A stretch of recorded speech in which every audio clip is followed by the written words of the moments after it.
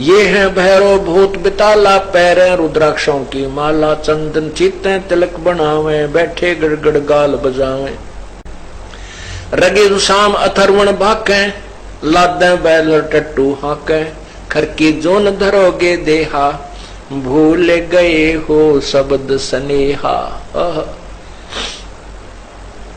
कहते हैं कि तुम इतने तो शास्त्र ठाए फिरते हो, तुम्हारी जो साधना शास्त्र अनुकूल नहीं है, इस कारण से तुम गधे की जूनी में जाओगे जो दूसरों को गुमराह कर रहे हो।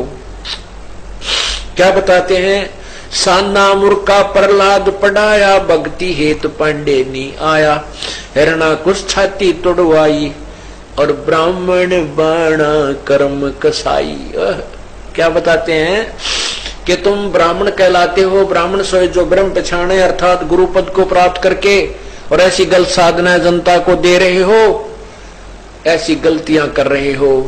कहते हैं साना मूर्खा प्रहलाद पढ़ाया, भक्ति हेत पांडे नहीं आया, हिरणा कुछ छाती तोड़वाई, और ब्राह्मण बाणा कर्म कसाई। के ब्राह्मण का तो तुम ढोंग रच रहे हो, ब्राह्मण की पदवी प्राप्त कर रहे हो, और कर्म कसाइयों जैसे कर रहे हो। हिरणा कुछ छाती तोड़वाई, और ब्राह्मण बाणा कर्म कसाई। बाणा तो ब्राह्मण का, और जुल्म ऐसे कर रहे हो जिस कारण से हिरण्यकशिपु ने भी छाती तोड़वाई। अब ब्राह्मण किसे कहते हैं, जो परमात्मा की भक्ति की प्रेरणा जिसमें प्रवेश होती है, और स्वयं भी परमात्मा की भक्ति करते हैं, औरों को भी प्रेरणा करते हैं। तो हिरण्यकशिपु ने ब्रह्मा की साधना की, और ब्रह्मा जी ने प्रसन्न होकर के उसको वर दिया। कहते हैं साधक ब्राह्मण, हिरण्यकशिपु वैसे बाद में राक्षस कहलाया, वो कर्म से राक्षस बनता है, कर्म से ही वो उच्च होता है। तो यहां बताते हैं कि हिरण्यकशिपु छाती तोड़वाई, क्यों? क्योंकि ब्राह्मण बाणा और कर्म कसाई। भगत बना, साधना की, वर पाया, और फिर कर्म इसे जुल्म कर दिए, अपने पुत्र के साथ भी जो है ना ऐसे जुल्म कर डाले, दया नाम की चीज नहीं थी। तो उसके लिए कहते हैं कि ब्राह्मण बाणा कर्म कसाई, हिरणा कुछ छाती तोड़वाई। जो गलत काम करके हिरण्यकशिपु ने भी दंड भोगा। रावण ब्राह्मण बहुत तप कीना, महादेव की दीक्षा लेना, रामचंद्र की सीता हरिया, 10 मस्तक मूंधे मुंह पड़िया, यो भी बैदा है बैदे से वेद अलैदा, यो भी बैदा बैदा क्यों जाना, हम सतगुरु बैठे न्यू जाना। रावण ब्राह्मण बहुत तप कीना, और महादेव की दीक्षा लेना, यानी शिव की भक्ति की। और फिर क्या कर्म किया, रामचंद्र की सीता हरिया, ताते मोह मुहाने पड़िया, इसलिए मुंडे मुंह पड़ा, अर्थात अपना सर्वनाश करा दिया। विश्वामित्र सुन विस्तारा, 100 पुत्र वशिष्ठ के मारा, राज ऋषि से बहुत रिसाए, ब्रह्म ऋषि से रीज जाए, यो भी बैदा है बैदे से वेद अलैदा, यो भी बैदा बैदा क्यों जाना, हम सतगुरु बैठे न्यू जाना। अब क्या बताते हैं कि विश्वामित्र सुन विस्तारा, और 100 पुत्र वशिष्ठ के मारा, राज ऋषि से बहुत रिसाई, और ब्रह्म ऋषि से रीज रिजाई, यो भी बैदा है। विश्वामित्र को वशिष्ठ मुनि जी राज ऋषि कहते थे, और विश्वामित्र कहता था तू मुझे ब्रह्म ऋषि क्यों नहीं कहता, मुझे राज ऋषि क्यों कहता है। विश्वामित्र वशिष्ठ जी कहते थे जब तू ब्रह्म ऋषि बन जाएगा मैं आपको ब्रह्म ऋषि कहूंगा, जब तक आप ब्रह्म ऋषि नहीं बनते मैं आपको ब्रह्म ऋषि नहीं कह सकता। इस द्वेष के कारण वशिष्ठ जी के 100 पुत्रों की हत्या कर दी किसने, विश्वामित्र ब्राह्मण ने। एक दिन वशिष्ठ जी अपनी पाठशाला में शाम के समय आरती करके, क्योंकि उस समय जंगलों के नीचे, वृक्षों के नीचे ही ये पाठशालाएं हुआ करती थी। शाम के समय चांदनी रात्रि थी और वृक्ष के नीचे बैठे थे, शाम की आरती वगैरह करके बैठे हुए थे, चर्चा चल रही थी। तो वो जो दूसरे विद्यार्थी थे वो विश्वामित्र वशिष्ठ जी से कह रहे थे, हे गुरुवर, हमारे 100 भाई जो हमारे साथी थे आपके पुत्र, वो दुष्ट विश्वामित्र ने मार डाले, हमें बहुत याद आते हैं। वो नीच व्यक्ति है, वो बहुत महापापी प्राणी है, उसने हमारे 100 भाइयों को मार दिया। और उस दिन वो विश्वामित्र वशिष्ठ जी को मारने के लिए उसी वृक्ष के ऊपर बैठा था छुप के, उसी वृक्ष के ऊपर बैठा था छुप के कि आज इसको ऊपर से कूद के और इस विश्वामित्र को भी मारूंगा। अब विश्वामित्र ऊपर बैठा था, वशिष्ठ जी जब ने कहा उन बच्चों को जो ये कह रहे थे, हे भगवान, हे ऋषि जी, हे गुरुदेव, विश्वामित्र बहुत नीच आत्मा है, बहुत दुष्ट आत्मा है, उसने आपके 100 पुत्रों को मार दिया। वशिष्ठ जी कहते हैं कि बेटा, विश्वामित्र बुरा व्यक्ति नहीं है, यदि उसके अंदर जरा सा क्रोध ना हो, अहंकार ना हो, उस जैसा महान व्यक्ति इस पृथ्वी पर नहीं है। वो बहुत नेक आत्मा है, ऐसा मत कहो बेटा। ऐसी बात जब अपने शत्रु के मुख से सुनी, विश्वामित्र को ग्लानि बन गई अपने आप से। क्या मन में सोचा, रे तू तो बहुत नीच है और तूने इसके 100 पुत्र मार दिए, किसी के एक पुत्र को कोई मार दे और उसके मुख से कोई प्रशंसा सुनकर दिखा देना, सारी उम्र उस व्यक्ति की प्रशंसा वो नहीं कर सकता जिसका पुत्र मार दिया किसी ने। और जिसके 100 पुत्रों को मैंने मार डाला वो मेरी प्रशंसा कर रहा है, मेरी यथार्थता को बता रहा है। ये सत्य है कि मेरे अंदर अहंकार भरा है, जिस कारण से मैंने ये 100 बच्चों की हिंसा कर दी। और ब्रह्म हत्या तो एक ही भयंकर होती है। इतनी बात सुनकर विश्वामित्र के हाथ पैर कांपने लग गए और वृक्ष की टहनियों को पकड़कर नीचे उतरा। और नीचे उतरकर कहां तो वशिष्ठ जी को मारने गया था, वशिष्ठ जी के चरणों में गिरकर रोने लग गया और कहता, मुझे माफ कर दो महापुरुष, मैं बहुत नीच व्यक्ति हूं। तो उस दिन कहा था कि उठो ब्रह्म ऋषि, वशिष्ठ जी ने कहा कि उठो ब्रह्म ऋषि, आज तो ब्रह्म ऋषि हो गया, आज तेरे अंदर अहंकार नहीं रहा, अब मैं तुझे ब्रह्म ऋषि कहूंगा। तो क्या बताते हैं, विश्वामित्र सुन विस्तारा, 100 पुत्र वशिष्ठ के मारा, राज ऋषि से बहुत रिसाई और ब्रह्म ऋषि से रीज रिजाई। यो भी बैदा है बैदे से वेद अलदा, यो भी बैदा बैदा क्यों जाना, हम सतगुरु बैठे नो जाना। विश्वामित्र के अंदर इतनी सिद्धि शक्ति थी कि एक समय राजा हरिश्चंद्र के दादाजी, राजा हरिश्चंद्र के जो दादाजी थे वो विश्वामित्र के मित्र थे, सेवक थे और वो स्वर्ग जाना चाहते थे। उसको उनके पिता ने घर से निकाल दिया था, इसलिए उसको शूद्र कहते थे। तो विश्वामित्र ने कहा कि बेटा, हाँ, विश्वामित्र साधना पर गया हुआ था तो बाद में दुर्भिक्ष पड़ गया। विश्वामित्र 12 वर्ष साधना करके लौटा तो बीच में एक अकाल गिरा था। तो उस अकाल के दौरान विश्वामित्र के बच्चों को आहार उस राजा हरिश्चंद्र के दादाजी ने करवाया था, जिससे उनका बड़ा उपकार माना विश्वामित्र ने। तो विश्वामित्र ने कहा कि तेरी क्या इच्छा है, मांग बेटा। तो उसने कहा कि मैं स्वर्ग जाना चाहता हूं, ये मेरी इच्छा है। तो विश्वामित्र ने उनको स्वर्ग के लिए तैयार कर दिया कि तू जा स्वर्ग में। अपनी सीधी शक्ति से स्वर्ग की तरफ चलता कर दिया तो ऊपर से इंद्र ने कहा कि इस शूद्र को हम नहीं रख सकते, ये शूद्र है, ये स्वर्ग में रहने योग्य नहीं है, इसको वापस कर दिया। वो वापस आने लगा। तब विश्वामित्र ने देखा कि वो वापस भेज रहे हैं, तब उसने कहा था कि मैं इसके लिए अलग से न्यारा स्वर्ग बना दूंगा अपनी सिद्धि से। तब इंद्र ने सोचा या और बात बिगड़ेगी। तब इंद्र ने कहा कोई बात नहीं महात्मा जी, ऋषि जी, हम इसको स्वीकार करते हैं, तू अलग से स्वर्ग मत बना। तो परमात्मा कहते हैं कि देखो भाई, ये है तत्व ज्ञान के विश्वामित्र सुन विस्तारा, 100 पुत्र वशिष्ठ के मारा।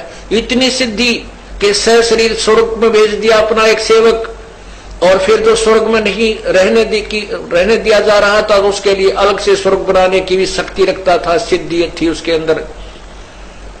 और फिर भी और 100 पुत्र वशिष्ठ के, ऐसे साधक ने, ऐसी शक्ति युक्त व्यक्ति ने ऐसे जुल्म कर दिए, 100 बालक काट डाले, तो मोक्ष कहां होगा ऐसे पापी व्यक्तियों का। इसके विषय में बता रहे हैं, ये भी वैदा है, वैदे से भेद अलहदा। इतना सिद्धि युक्त कोई व्यक्ति है वो भी मोक्ष का अधिकारी नहीं है। केवल इस सिद्धि के कारण उसको ये मान लो कि ये बड़ा महापुरुष है, नहीं। सिद्धि तो इस जीव की शत्रु है। अपने पुण्य कर्मों से 12 वर्ष साधना कठिन तप करके विश्वामित्र आया, उस कमाई को वह लोग दिखावा करके समाप्त कर दी। एक व्यक्ति को स्वर्ग भेज दिया क्योंकि विश्वामित्र के पुण्यों के आधार पर वो स्वर्ग गया। अलग से अगर वो भी कोई लोक स्थापित करता तो भी विश्वामित्र की कमाई से जाते, और वो -0 हो गया। वो अपनी भक्ति समाप्त करके 84 लाख योनियों में धक्के खाओगा। तो क्या बताते हैं, सुर नर मुनि जन 33 करोड़ी, बंदे सभी निरंजन डोरी। ये 33 करोड़ देवता, ये ऋषि कहते काल की डोर तो बंधे हुए हैं, ये इनसे दूर नहीं हो सकते क्योंकि इनकी साधना शास्त्र विरुद्ध है, शास्त्र अनुकूल नहीं है। बेशक ये कितने सिद्ध नजर आते हैं, इन सिद्धियों के कारण इनको हम भगवान या परमात्मा प्राप्ति के लक्षण युक्त नहीं मान सकते। जैसे समुद्र पाट लंका गयो, सीता को भरतार, अगस्त ऋषि ने 7 पी लिए, इनमें कौन करतारे। तुम ये कहते हो कि समुद्र के ऊपर पुल बना करके श्री राम ने पुल बना लिया और इसलिए वो भगवान था। कहते हैं कि अगस्त ऋषि ने 7 समुद्रों को पी लिया था एक ही घूंट में, और सब ने प्रार्थना की, जब वापस कुरला कर दिया था ये 7 समुद्र फुल भर गए थे, नहीं कति खाली हो गए थे। और फिर भी वो अगस्त ऋषि भी मुक्त नहीं है। तो भक्ति और मोक्ष का मार्ग इससे न्यारा है, ये साधना व्यर्थ है, वैदा है।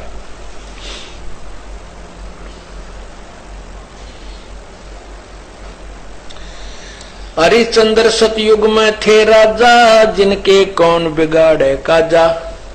विश्वामित्र दे तरह से हरिश्चंद्र बांध बिकाए काशी, यो भी वैदा है, वैदे से वेद अलहदा। अब आपने सुना कि ये साधना जो आपको बताई गई हैं, जो ये इस प्रकार की क्रियाएं करते हैं, ये सब व्यर्थ हैं, ये मोक्षदायक नहीं है। आपने सुबह के सत्संग में सुना था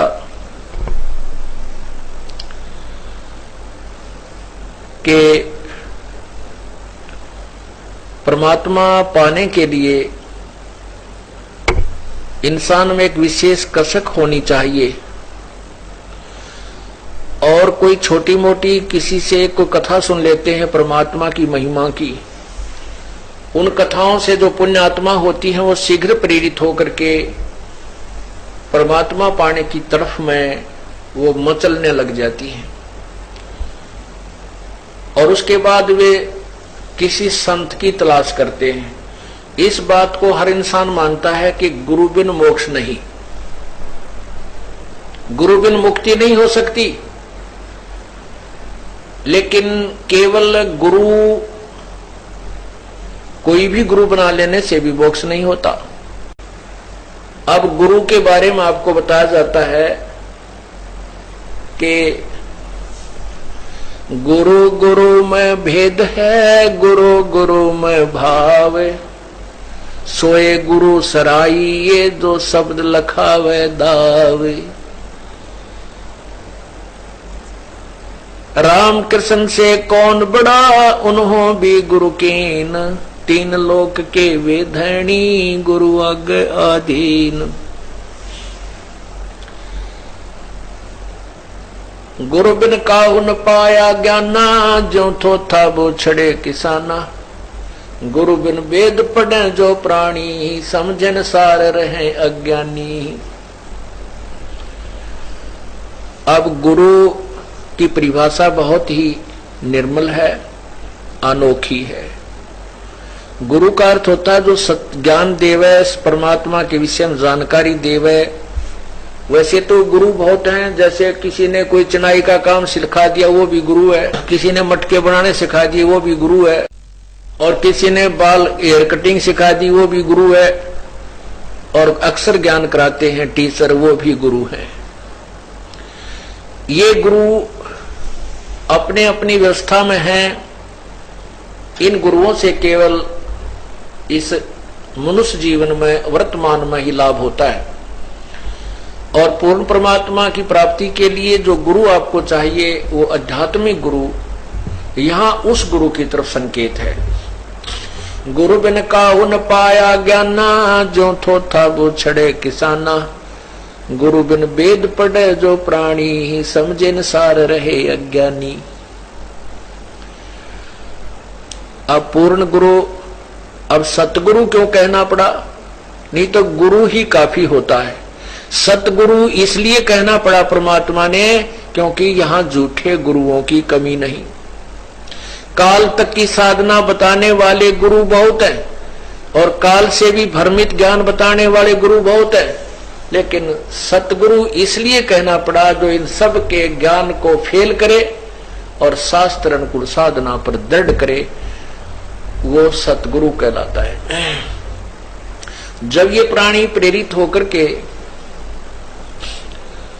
परमात्मा प्राप्ति के लिए चल पड़ता है, इसको जैसा भी कोई संत मिल जाता है, स्वयं ज्ञान ना होने से ये उसी प्रकार साधना पर दृढ़ हो जाता है। एक सोभरी नामक ऋषि थे, सोभरी, और वो परमात्मा की तरफ में संत के पास गए। उस संत ने जैसी उसको तपस्या साधना बताई वो दृढ़ होकर लग गए। उन्होंने कहते हैं कि जल में खड़ा होकर के तपस्या की। बाल ब्रह्मचारी था, शादी भी नहीं कराई थी, और एक दरिया में जाकर के वहां तपस्या की बहुत दिनों तक, 10-12 वर्ष तक। वो वहां फिर क्या देखने लगा, कुछ दिन के बाद एक मगरमच्छ था, और उस मगरमच्छ की काफी संतान थी। तो वो मगरमच्छ के पोते पोती, दोते दोती, वो उस मगरमच्छ के आसपास प्यार से घूमती थी, और अपनी दोम से उस मगरमच्छ को प्यार देती थी, लाड करते थे। जैसे पोते पोती को दादा दादी की छाती पर लौट जा, कदे उसके कंधे पर बैठ जा, बैठे गए, तो इस तरह वो प्यार देती थी, और वो मगरमच्छ उनसे बड़ा प्रसन्न रहता था, खुशी मनाता था। अब उस सोभरी ऋषि के मन में यह प्रेरणा होगी, मैं शादी करवाऊं और ब्याह करवा कर मेरा पोते पोती हो, और उन पोते पोतिया में दोता दोतियों के साथ ऐसे ही लाड लडाऊं। अब वह छोड़ भक्ति और निकला जलमत बार। कहां पहुंचा? मान धाता राजा के पास गया। अब उन राजाओं को पता होता था कि ये साधु जो आते हैं साधना करके, ये बड़े तोब का गोला होते हैं, एटम बम होते हैं, ये जो भी मन मुंह से निकाल देंगे वचन वो पार होता है। अब वो सोभरी ऋषि तपस्या करके उसका शरीर भी वृद्ध हो रहा, काफी वर्ष हो गए थे, और हाड सारे दिखे, गुंडी सी शकल, बाल बड़रे। और वो जाकर मानधाता राजा से बोला कि आप मुझे एक कन्या दे दो, अपनी लड़की मेरे से ब्याह दो। मानधाता के 50 लड़की थी। अब राजा बड़ी असमंजस में फंस गया, जब नाटू तो शराप देगा, और इसे बूढ़े बूढ़े के अपनी जवान लड़की ने ब्याह, मेरा कैसा मूर्ख नहीं, बताइए क्या करूं, ये भगवान बड़ा फंसा। तो उसने सोच समझ के एक उत्तर दिया कि ऋषि जी, हमारा एक नियम है और ये विधान भी बताता है कि मैं अपनी तरफ से किसी लड़की को विवश नहीं कर सकता किसी के साथ शादी करने के लिए। यदि वो लड़की स्वयं पसंद करें, कोई भी लड़की आपको पसंद करे तो मुझे एतराज नहीं। अब राजा ने बेरा था, इसे बूढ़े ने कौन लड़की पसंद करेगी। तो ऋषि बोला जी मुझे मंजूर है, अगर ये आपकी कन्या मुझे पसंद करे तो मेरे से शादी कर लेगी। तो राजा बड़ा प्रसन्न हुआ, भाई ठीक है, कटा टंटा, लड़की को पसंद करेगी नहीं और यह बला टल जाएगी। उसने, क्योंकि उन लड़कियों को एक बड़े महल में रहती थी, वहां पर एक नपुंसक व्यक्ति जो हिजड़ा बोलते हैं, उनको ड्यूटी पर उनके गेट कीपर रखा जाता था। तो उसने उस नौकर को बुलाया राजा ने और कहा कि ऋषि जी को लड़कियों के महल में ले जाओ और ये जो भी लड़की इनको पसंद करेगी इसके साथ उसकी शादी कर दी जाएगी। अब उस ऋषि जी ने अपनी सिद्धि साधना और सारे जीवन की कमाई इसको कहां बर्बाद करना शुरू किया, अपना सुंदर शरीर बना लिया नौजवान लड़के का। और जो ही उन लड़कियों के महल में प्रवेश किया और उस नपुंसक ने सारी कहानी बताई कि राजा का आदेश है, जो इसको पसंद करेगी उसके साथ शादी कर दी जाएगी। उन 50 की 50 लड़कियों ने उस ऋषि को पसंद कर लिया। अब राजा फंस गया अपने वचन में। सारी कहानी आकर बता दी गई कि आपकी 50 की 50 लड़कियों ने मुझे पसंद कर लिया है। इसकी गवाही सब लड़कियों ने भी दे दी कि हम इसे पसंद करती, क्योंकि सुंदर शरीर बना लिया उस ऋषि ने। अब राजा ने वो फिर साथ भेज दी लड़की, लेकिन आत्मा बहुत रो रही थी, इस कंगाल के साथ ये के खावेंगी मेरी बेटी, कहाँ रहेंगी, कैसे दुख उठाएंगी, जंगल में रहना पड़ेगा। पर चलो इनका भाग था, मैं क्या करूं। अब उस ऋषि ने अपनी कमाई थे, देख काल का जाल है भगवान, उसने क्या किया, वहां जाकर के विश्वामित्र को आदेश दिया कि इन 50 महल बना दे। अब विश्वामित्र जी ने 50 मकान न्यारे न्यारे बना दिए और प्रत्येक में बहुत अच्छे खान पान, सुंदर आहार, फल वगैरह वो वृक्ष लगा दिए। एक दिन मानधाता राजा के मन में ये बात आई कि अभी अपनी कन्याओं को देख करता हूं वो दुखी है या सुखी है। वो जब वहां पहुंचा अपने उस ऋषि के डेरे में, देखा वहां तो पूरी 50 मकान बने हुए, बड़े सुंदर सुंदर, एक कॉलोनी सी बसी हुई है। वो पहली लड़की के मकान में जब गए तो मानधाता राजा ने पूछा, बेटी तुम कुशल तो हो? कि पिताजी वैसे तो हम कुशल हैं, कोई कमी नहीं, लेकिन माता पिता की याद तो आती ही रहती है और बाकी हमें कोई कष्ट नहीं। एक मुझे कष्ट है कि ये मेरा पति मेरे पास ही रहता है, दूसरी बहनों के पास कभी नहीं जाता। अब वो दूसरी कन्या के पास गया तो उसने भी यही कहा, पिताजी हम बहुत सुखी हैं और मुझे एक बात का दुख है कि मेरा पति मेरे ही पास रहता है, दूसरी बहनों के पास नहीं जाता। ऐसे 50 के महल में जाकर उसने देखा कि 50 की 50, क्योंकि एक सिद्धि वो चोले धारे, एक सिद्धि नीतत विचार है, ये सर्व अपनी ही कमाई से ये ड्रामेबाजी करवा देता है काल। अब उसने इतनी कमाई कर ली थी, सोबरी ऋषि ने 50 तो शरीर धारण कर लिए, 50 की 50 औरतों को भोग रहा है और उधर 51वां अलग से और बैठा है। जब मानधाता सब लड़कियों के पास होकर के फिर देखा कि ऋषि तो बाहर भी बैठा है, तब उसके चरणों में मस्तक झुका दिया कि आपकी लीला अपरंपार है। अब उस राजा के लिए तो भगवान सिद्ध हो गया वो सोबरी ऋषि। अब उसकी पोल खुलती है, अब देखना आगे क्या होता है। अब सोबरी ऋषि के 150 लड़के हो गए, 150 बच्चे हो गए, तो 50 लड़कियां, 2-2, 3-3 बालक हुए, 50 पत्नियां।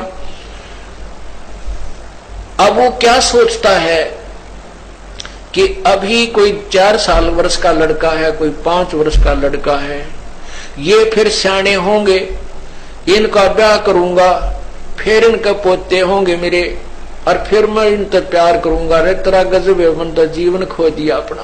ओ हो, फिर क्या रोता है कि मेरी सारी कमाई बर्बाद होगी, मैं उस मगरमच्छ के संगत में, कुसंगत में अपना सर्वनाश कराया। अगर वो मगरमच्छ को मैं नहीं देखता, वो कैसे अपने पोते पोतिया में मस्त हो रहा था, प्यार से खुश रहता था, आज मैंने अपना सर्वनाश कर लिया। जो 20, 30, 40, 50, 60 वर्ष में जो साधना की थी वो बर्बाद कर दी, वो नष्ट कर दी। तो पुण्यात्माओं, कबीर परमेश्वर के बिना इस जीव का मोक्ष नहीं हो सकता। कहते हैं गोरख से ज्ञानी घणे ये सुख दे जति जिहान, सीता सी बहु भारिया ये संत दूरी अस्थान।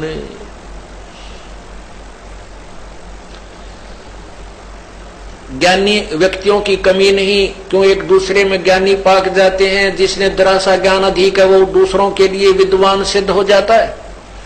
कहते हैं गोरख से ज्ञानी गणे और सुखदेव जति जिहान। सुखदेव जैसे व्यक्ति भी बहुत मिल जाएंगे जो परतरिया पर ध्यान नहीं डिगाते, और सीता जैसी पतिव्रता पत्नी भी बहुत मिल जाएंगी, लेकिन संत का बहुत दूर स्थान, यानी संतों के घर बहुत दूर हैं। संत का मिलना बहुत कठिन है। जो ये सत साधना आपको बतावे, ऐसे जंजाल से हटा करके सतमार्ग पर लगाए। मन के मारे बन गए और बन तज बस्ती माही, कह कबीर मैं के करूं यो मन तो माने नाही। मन को कौन मनावे? पूर्ण संत मनावे, ज्ञान से मनावे।